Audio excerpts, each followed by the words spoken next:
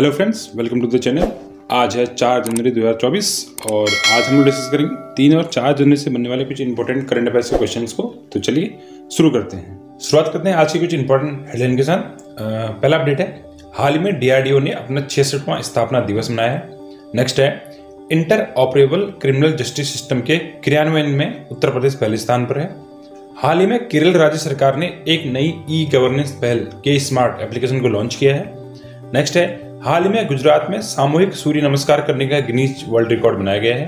Next है, हाल ही में देश का पहला पूर्ण बालिका सैनिक स्कूल मथुरा के वृंदावन में खोला गया है। हाल ही में सागर परिक्रमा की शुरुआत चेन्नई बंदरगाह से की गई है। नेक्स्ट है, हाल ही में 16वें वित्त आयोग का अध्यक्ष अरविंद पनगड़िया को बनाया गया है। नेक्स्ट है, हाल ही में प्रोफेसर BR कंबोज को प्रतिष्ठित MS स्वामीनाथन पुरस्कार से सम्मानित किया गया है। हाल ही में LP हेमंत श्रीनिवासलू को मैन ऑफ द ईयर 2023 से सम्मानित किया गया है। नेक्स्ट है, उत्तर भारत की पहली नदी पुनर्जीवन परियोजना देविका अपने अंतिम चरण में है। तो ये थी आज की हेडलाइंस। अब आगे की वीडियो में हम इनको एक एक करके डिटेल में डिस्कस करेंगे। आज का पहला अपडेट है, हाल ही में डीआरडीओ ने अपना 66वां स्थापना दिवस मनाया। तो हाल ही में डीआरडीओ ने 1 जनवरी को स्थापना दिवस मनाया अपना। हर साल डीआरडीओ 1 जनवरी को ही अपना स्थापना दिवस मनाता है और इस बार जो इसका डीआरडीओ का था 66वां स्थापना दिवस मनाया गया था। डीआरडीओ का गठन 1958 में हुआ और इसके गठन का उद्देश्य था भारत को विज्ञान और प्रौद्योगिकी, विशेषकर सैन्य प्रौद्योगिकियों में आत्मनिर्भर बनाना। ये इसका उद्देश्य था और यह इंडियन फोर्सेस की आवश्यकताओं को पूरा करने के लिए महत्वपूर्ण रक्षा प्रौद्योगिकियों और उत्पादों को विकसित करने के लिए जिम्मेदार है। इस साल डीआरडीओ ने 141 से अधिक पेटेंट दाखिल किए और इसके बाद आने वाले वर्षों में ये पेटेंट की संख्या और बढ़ेगी। अगर डीआरडीओ की 2023 की कुछ उपलब्धियों की बात करें तो अभी हाल ही में डीआरडीओ ने autonomous flying wing technology demonstrator का उड़ान परीक्षण किया, क्योंकि भारत का जो ऑरा प्रोग्राम है, ऑरा UCAV प्रोग्राम, उसका एक टेक्नोलॉजी डेमोन्स्ट्रेटर था और इसका हाल ही में सफल परीक्षण डीआरडीओ ने किया दूसरी बार। और पहली बार तो पिछले साल हुआ था और पिछले साल इन द सेंस कि 2022 में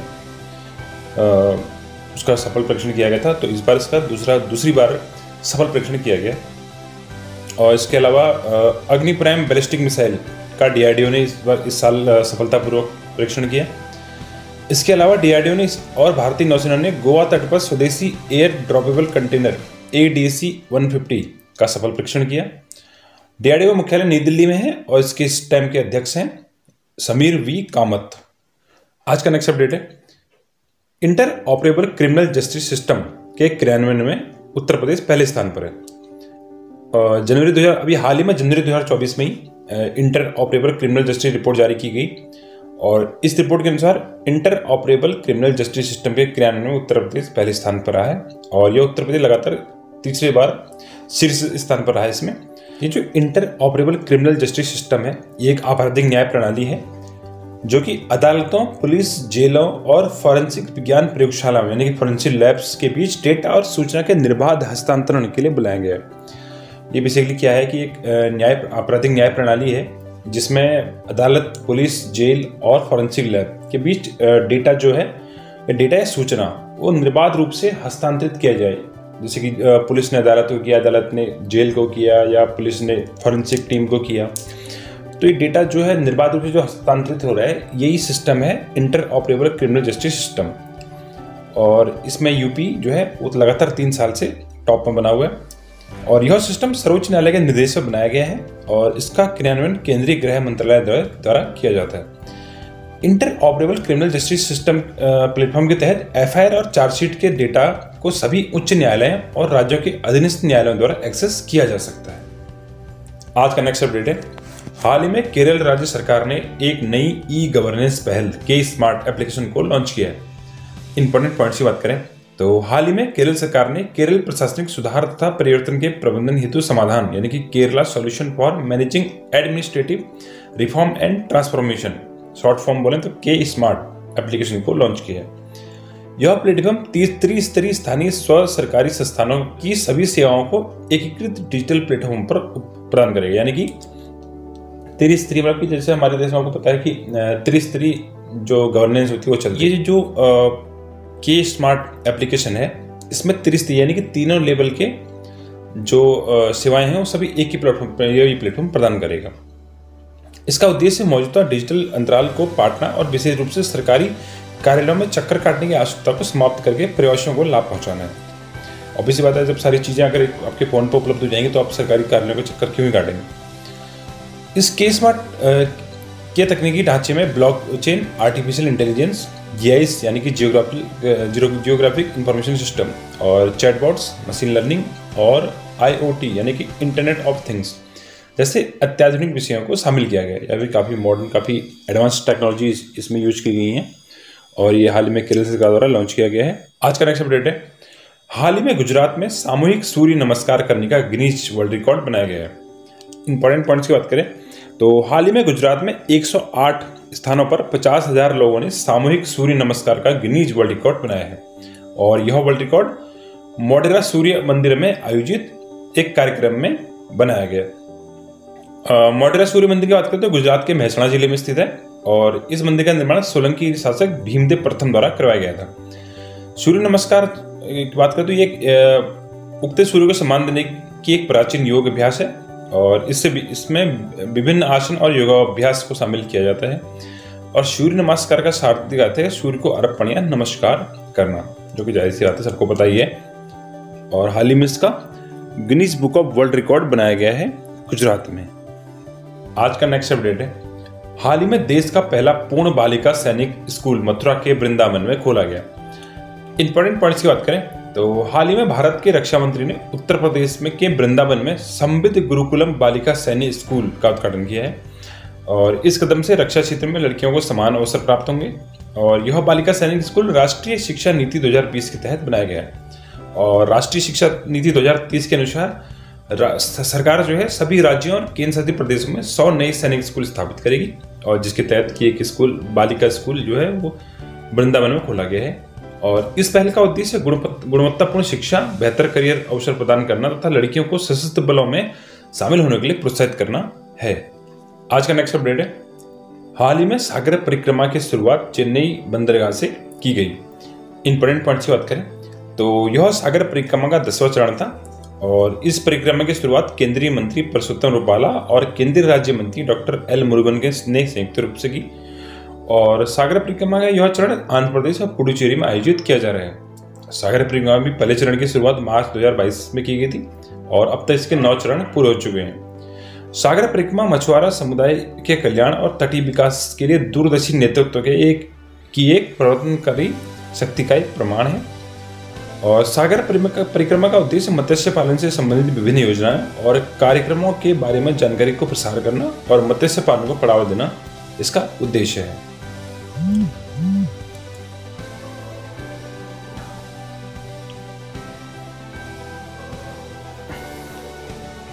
आज का नेक्स्ट अपडेट है, हाल ही में 16वें वित्त आयोग का अध्यक्ष अरविंद पनगड़िया को बनाया गया है। इंपॉर्टेंट पॉइंट्स की बात करें तो दिसंबर 2023 में राष्ट्रपति द्वारा 16वें वित्त आयोग का गठन किया गया था और 16वें वित्त आयोग का अध्यक्ष अरविंद पनगड़िया को बनाया गया है। अरविंद पनगड़िया इससे पहले नीति आयोग के पूर्व उपाध्यक्ष भी रह चुके हैं और यह 16वां वित्त आयोग 1 अप्रैल 2026 से अगले 5 साल के लिए सरकार को सिफारिशें देगा। और वित्त आयोग की बात करें तो ये एक संवैधानिक संस्था है और इसका गठन संविधान के अनुच्छेद 280 के तहत किया जाता है। ठीक है, 3 तरह की संस्थाएं होती हैं। एक होती है संवैधानिक संस्था यानी कि कॉन्स्टिट्यूशनल बॉडीज, एक होती है गैर संवैधानिक संस्था यानी कि नॉन कॉन्स्टिट्यूशनल बॉडीज, एक होती है असंवैधानिक संस्था यानी कि अनकॉन्स्टिट्यूशनल बॉडीज।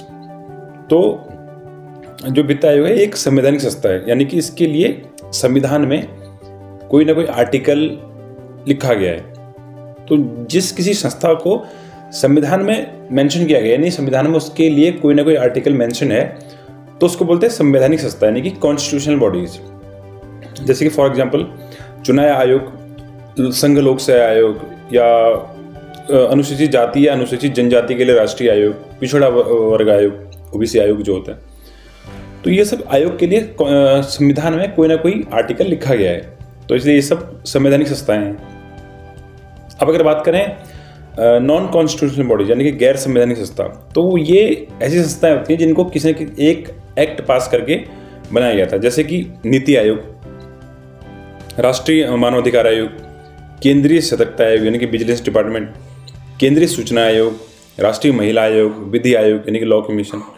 तो ये सारी चीज़ें जो हैं ये कॉन्स्टिट्यूशनल बॉडीज नहीं है, ये नॉन कॉन्स्टिट्यूशनल बॉडीज हैं, यानी कि गैर संवैधानिक संस्था है, यानी इनको एक एक्ट पास करके बनाया गया है। और तीसरा टाइप जो आता है वो है अनकॉन्स्टिट्यूशनल, यानी कि असंवैधानिक संस्था, जैसे कि जो कि संविधान के पूरी खिलाफ है। जैसे कि अभी हाल ही में फॉर एग्जाम्पल बात करें तो सरकार ने जैसे तहरीक-ए-हुर्रियत एक संस्था को बैन किया, और इससे पहले जैसे कि PFI को बैन किया। तो ये सब असंवैधानिक संस्थाएं जो कि संविधान के खिलाफ जो काम करती है, देश के खिलाफ जो काम करती हैं, वो सब अनकॉन्स्टिट्यूशनल यानी कि असंवैधानिक संस्थाएं हैं। इसके अलावा बात करें तो वित्त आयोग का काम केंद्र और राज्यों के बीच टैक्स के बंटवारे की सिफारिश और राज्यों के बीच टैक्स के वितरण की रूपरेखा तय करना है। और इससे अगर 15 वित्त आयोग की बात करें तो इसके अध्यक्ष NK सिंह को बनाया गया था। और अगर जो सबसे पहला जो वित्त आयोग बना था 1951 में, उसके अध्यक्ष थे KC नियोगी, जो कि 1951 में गठित किया गया था पहली बार। आज का नेक्स्ट अपडेट है, हाल ही में प्रोफेसर BR कंबोज को प्रतिष्ठित MS स्वामीनाथन पुरस्कार से सम्मानित किया गया। इंपॉर्टेंट पॉइंट्स की बात करें तो प्रोफेसर BR कंबोज चौधरी चरण सिंह हरियाणा कृषि विश्वविद्यालय के कुलपति हैं, और हाल ही में इन्हें कृषि विज्ञान के क्षेत्र में एक वैज्ञानिक और विस्तार विशेषज्ञ के रूप में योगदान के लिए इस प्रतिष्ठित पुरस्कार से सम्मानित किया गया है। और इनको जो कर्नाटक के राज्यपाल हैं थावरचंद गहलोत, उनके द्वारा ये पुरस्कार प्रदान किया गया है। ये पुरस्कार मतलब एक अंतर्राष्ट्रीय सम्मेलन चल रहा था जिसकी थीम थी एक स्वास्थ्य एक विषय, और ये कहाँ चल रहा था, मध्य प्रदेश ग्वालियर में राजमाता विजयाराजे सिंधिया कृषि विश्वविद्यालय में। तो वहाँ इनको पुरस्कार प्रदान किया गया। प्रोफेसर कंबोज द्वारा अपने शोध कार्य और विश्वविद्यालय के वैज्ञानिकों के साथ सहयोगात्मक विस्तार गतिविधियों से प्राप्त कृषि सिफारिशें लगातार किसानों के लिए अत्यधिक फायदेमंद साबित हुई हैं। और प्रोफेसर कंबोज ने राष्ट्रीय और अंतर्राष्ट्रीय पत्रिकाओं, पुस्तकों और तकनीकी पत्रिकाओं में लगभग 300 शोध पत्र और लेख प्रकाशित किए हैं। MS स्वामीनाथन पुरस्कार की, तो MS स्वामीनाथन पुरस्कार की स्थापना 2004 में की गई थी, और यह उन प्रतिष्ठित व्यक्तियों को दिया जाता है जिन्होंने भारत में खाद्य सुरक्षा और कृषि की स्थिरता सहित कृषि के क्षेत्र में वैश्विक प्रभाव डाला है। MS स्वामीनाथन की बात करें तो MS स्वामीनाथन भारत में फादर ऑफ ग्रीन रेवोल्यूशन है, यानी भारत में जो हरित क्रांति हुई थी उसके जनक MS स्वामीनाथन को ही माना जाता है, यानी वही है। और आपको पता होगा 1960-70 में भारत में हरित क्रांति हुई थी, जिसके फलस्वरूप भारत कृषि के क्षेत्र में आत्मनिर्भर हो पाया था। तो जो वो ग्रीन रेवोल्यूशन के जो जनक थे तो वो MS स्वामीनाथन ही थे। और अगर ग्रीन रेवोल्यूशन के जो फादर थे इन वर्ल्ड, तो वो थे डॉक्टर नॉर्मन E. बोरलॉग। ये एक अमेरिकन कृषि विज्ञानी थे, और इनको father of green revolution in world माना जाता है, जबकि father of green revolution in India है MS स्वामीनाथन। तो पहला पुरस्कार 15 मार्च 2005 को भारत के तत्कालीन राष्ट्रपति डॉक्टर APJ अब्दुल कलाम द्वारा नोबेल शांति पुरस्कार विजेता डॉक्टर नॉर्मन E. बोरलॉग को प्रदान किया गया था। वही है father of green revolution in world. इनको MS स्वामीनाथन पुरस्कार भी मिल चुका है इंडिया में। और पिछला MS स्वामीनाथन पुरस्कार 19 अगस्त 2023 को MS सहगल फाउंडेशन इंडिया और सहगल फाउंडेशन USA के संस्थापक डॉक्टर सुरेंद्र सूरी को प्रदान किया गया था। आज का नेक्स्ट अपडेट है, हाल ही में LP हेमंत श्रीनिवासुलु को मैन ऑफ द ईयर 2023 से सम्मानित किया गया है। इंपॉर्टेंट पॉइंट्स की बात करें तो MP Hemant Srinivasulu Latin America और कैरिबियन व्यापार परिषद के नवनियुक्त निदेशक हैं, और हाल ही में हेमंत को मैन ऑफ द ईयर 2023 से सम्मानित किया गया है। यह पुरस्कार इनको केंद्रीय गृह मंत्री अमित शाह द्वारा प्रदान किया गया, और यह सम्मान व्यापार कूटनीति और वैश्विक आर्थिक संबंधों में श्री LP हेमंत के उत्कृष्ट योगदान को दर्शाता है। आज का नेक्स्ट अपडेट है, उत्तर भारत की पहली नदी पुनर्जीवन परियोजना जिसका नाम है देविका अपने अंतिम चरण में है। इंपॉर्टेंट पॉइंट्स की बात करें तो इस परियोजना को नमामि गंगे के तर्ज पर फरवरी 2019 में भारत सरकार द्वारा लॉन्च किया गया था, और इस परियोजना को भारत सरकार ने राष्ट्रीय नदी संरक्षण परियोजना यानी कि NRCP में शामिल किया गया है। इस परियोजना का उद्देश्य नदी में प्रदूषण को कम करना और जल गुणवत्ता में सुधार करना है, और यह परियोजना उत्तर भारत की अपनी तरह की पहली परियोजना है, और इसकी लागत है करीब 190 करोड़ रुपए, जिसमें केंद्र शासित प्रदेश यानी कि जो UT है और जो केंद्र और UT के बीच 90 और 10 का अनुपात रहेगा, यानी 90% पैसा जो केंद्र सरकार खर्च करेगी, जबकि 10% पैसा केंद्र शासित प्रदेश यानी कि UT जो यानी कि JNK में एक्चुअली परियोजना JNK में ही है, तो जो JNK UT है वो 10% पैसा खर्च करेगी। इस परियोजना के अंतर्गत देविका नदी के स्नान घाटों का विकास, नवीनीकरण, कायाकल्प और सौंदर्यीकरण एवं निर्बाध बिजली आपूर्ति, प्राकृतिक तट को सुलभ बनाना, शमशान भूमि इत्यादि का विकास किया जा रहा है। यह जम्मू एंड कश्मीर की परियोजना है, जैसे कि मैंने बताया। इससे जम्मू और कश्मीर में कृषि और बागवानी आदि को फसलों को लाभ मिलेगा। और अगर देविका नदी की बात करें तो देविका नदी जम्मू एंड कश्मीर के उधमपुर जिले के पहाड़ी सूर्य महादेव मंदिर से निकलती है और पाकिस्तान में रावी नदी में मिल जाती है। इस नदी को गंगा नदी के बहन के रूप में भी जाना जाता है। बात करें नमामि गंगे कार्यक्रम के बारे में, तो इसे जून 2014 में केंद्र सरकार द्वारा फ्लैगशिप प्रोग्राम के रूप में शुरू किया गया था। इसे राष्ट्रीय नदी गंगा के प्रदूषण, संरक्षण और कायाकल्प के प्रवाही उन्मूलन के दोहरे उद्देश्यों को पूरा करने के लिए शुरू किया गया था। इसे जल संसाधन मंत्रालय, नदी विकास तथा गंगा संरक्षण विभाग और जल शक्ति मंत्रालय के तहत संचालित किया जा रहा है। यह कार्यक्रम राष्ट्रीय स्वच्छ गंगा मिशन और इसके राज्य कार्यक्रम प्रबंधन समूहों द्वारा कार्यान्वित किया जा रहा है। तो बस यही था आज के अपडेट्स। आई होप आपको वीडियो पसंद आई होगी। वीडियो पसंद आई तो चैनल को सब्सक्राइब करें, वीडियो को लाइक करें, शेयर करें, और अगर आपको उसकी PDF चाहिए तो PDF टेलीग्राम पे मिल जाएगी। लिंक वीडियो को डिस्क्रिप्शन बॉक्स में है, और जाके आप फॉलो कर लो। और मैं मिलता हूँ नेक्स्ट वीडियो में। तब तक के लिए थैंक यू सो मच।